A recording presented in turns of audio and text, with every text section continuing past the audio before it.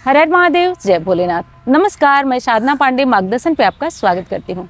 तो आइए दोस्तों, आज के वीडियो में हम जानते हैं महालक्ष्मी व्रत के बारे में। महालक्ष्मी व्रत की पूजा कैसे करें और अंतिम दिन है 14 सितंबर को।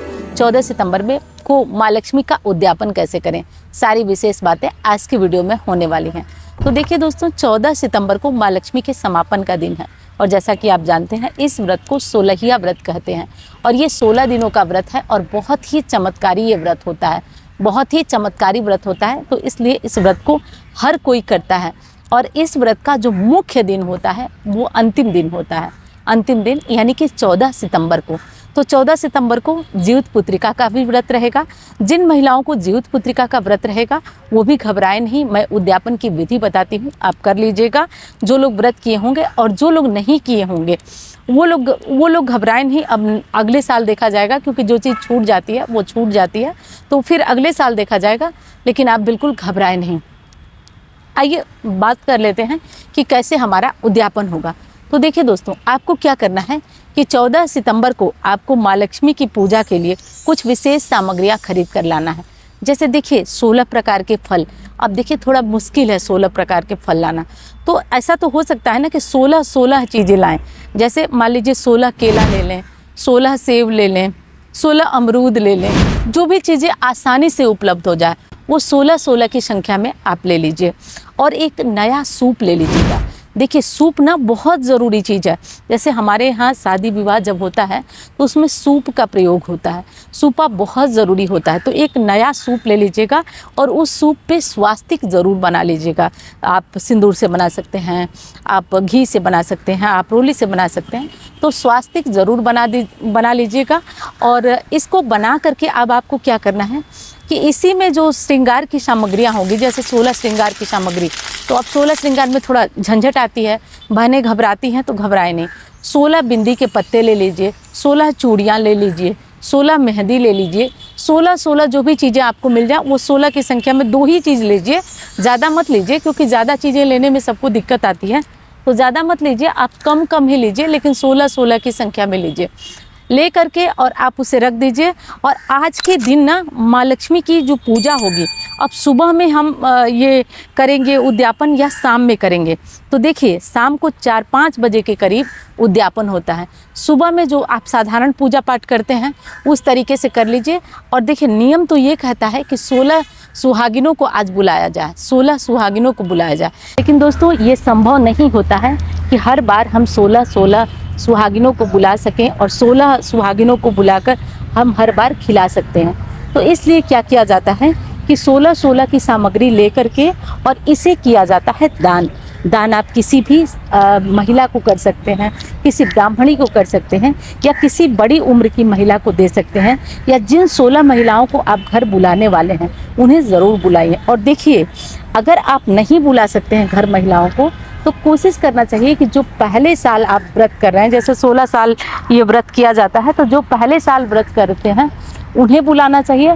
और जो अंतिम में समापन कर रहे हैं यानी जो 16वें साल में हैं, उन्हें भी घर में महिलाओं को कोशिश करना चाहिए बुलाने का। क्योंकि देखिए लगता तो यही है कि हम महिलाओं को क्यों बुलाएं, हम तो बिना बुलाए भी दान कर सकते हैं। जी हाँ, बिल्कुल कर सकते हैं, बिना बुलाए भी दान कर सकते हैं। लेकिन अच्छा ये होता है कि जब आप महिलाओं को बुलाते हैं ना, तो वो माँ लक्ष्मी का स्वरूप होती हैं।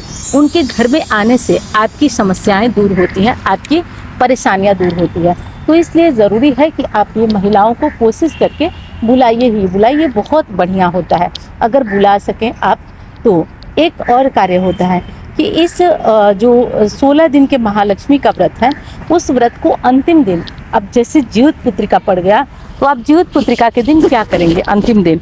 तो देखिए जिन लोगों का जीवित पुत्रिका पड़ा वो तो निर्जल व्रत करेंगी। निर्जल व्रत करने के साथ साथ माँ लक्ष्मी की साधना भी करेंगी।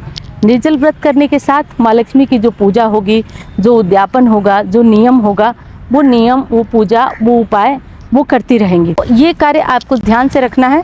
और साथ साथ 16 दिन के माँ लक्ष्मी के व्रत में जो पूजा उपाय या अनुष्ठान आप नहीं कर पाए हैं, उन्हें ये ध्यान रखना है कि वो लोग आज के दिन यानी कि माँ लक्ष्मी का जो अंतिम दिन है, इस दिन कुछ विशेष कार्य करना होता है। जैसे देखिए कोशिश करिए कम से कम आज के दिन आप माँ लक्ष्मी के लिए छोटा सा एक हवन अवश्य करिए। अनिवार्य रूप से आप एक छोटा हवन कर दीजिए।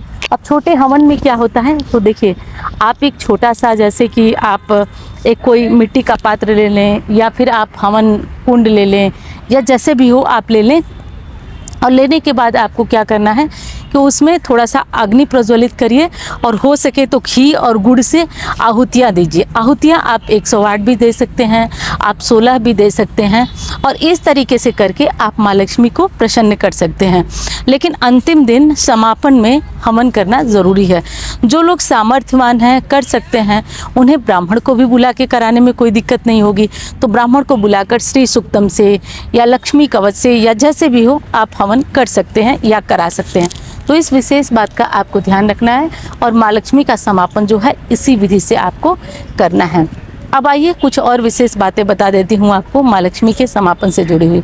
अगले दिन जब आप माँ लक्ष्मी व्रत का पारण करेंगे, महालक्ष्मी व्रत का, तो महालक्ष्मी व्रत के पारण से पहले कुछ दान भी किया जाता है। जैसे कि 16 प्रकार के अनाज दान करने का विधान है। 16 अनाज में जैसे आप चावल ले लें, गेहूं ले लें, 2 4 5 तरह की जो दालें होती है, जैसे मूंग होता है, उड़द होती है, चने की दाल हो गई, उड़द की दाल हो गई।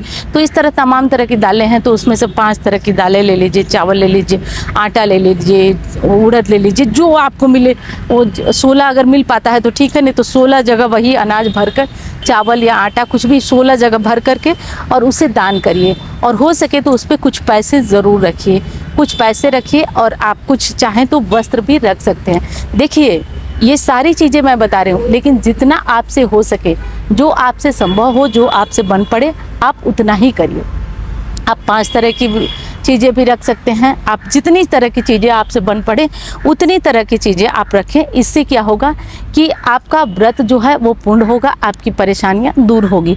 और देखिए दोस्तों, कहा जाता है ना कि इस व्रत को कलयुग में अगर कोई कर लिया ना तो वो निश्चित तौर पे धनवान बनता ही बनता है। महाभारत काल से इस व्रत की प्रथा चली आई है कि सर्वप्रथम इस व्रत को द्रौपदी ने किया था और जो पांडवों का राज चला गया था वो उन्हें वापस मिला था। तो इस व्रत को आप भी करिए, क्योंकि जो लोग प्रत्यक्ष में, मैंने तो नहीं किया, लेकिन हमारी जान पहचान में भी ऐसे लोग हैं जिन्होंने किया और इस व्रत का बहुत बड़ा पुण्य प्रताप उन्हें मिला है। तो आप भी करिए और इस व्रत का आप जो प्रताप है, प्रभाव है, वो देखिए। नेक्स्ट ईयर शायद ये व्रत न किया जा सके क्योंकि मलमास खरमास का भी चक्कर रहेगा, लेकिन इस साल जो लोग कर रहे हैं बहुत अच्छी बात है। और भूलिएगा मत, वीडियो पसंद आए तो लाइक करिएगा। समय से पहले जो है सारी वीडियोज़ आप लोगों को जाती है, तो वीडियो पसंद तो लाइक करिएगा। चैनल को सब्सक्राइब नहीं किया तो कर लीजिएगा। मैं मिलती हूँ अन्य वीडियो में। धन्यवाद।